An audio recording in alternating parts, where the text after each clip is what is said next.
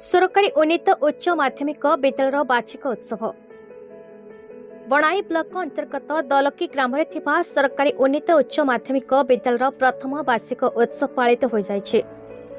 उत्सव में मुख्य अतिथि भाव पिठा पचुरा सरपंच सोनिका हेम्ब्रम जोग देथिबा बेले सम्मानित अतिथि भाव विद्यालय सभापति लालमोहन हेम्ब्रम, साधुचरण हेम्ब्रम, रघुनाथ हेम्ब्रम प्रमुख जोग देथिले। उत्सव में विद्यालय प्रधान शिक्षक रामेश्वर नायक अतिथि परिचय प्रदान करने सह स्वागत भाषण देथिले। उत्सव में पूर्व अनुष्ठित होइथिबा विभिन्न क्रीड़ा प्रतियोगिता रे कृति छात्र छात्री मानक मुख्य अतिथि द्वारा पुरस्कार वितरण करा जायथिला। एथिरे अन्यमानक मध्य विद्यालय तपन कुमार पति, सिपुन साहू, मनोज साहू, कपिलेन्द्र पूर्ति, हरेकृष्ण मिश्र, एलिसा राणी पात्र प्रमुख समस्त कर्मचारी उपस्थित थे। एहाकु देखिबाकु ग्रामर बहु जनसाधारण उपस्थित थे। बणाईरू राजेन्द्र प्रधान रिपोर्ट, BE न्यूज ओडिशा।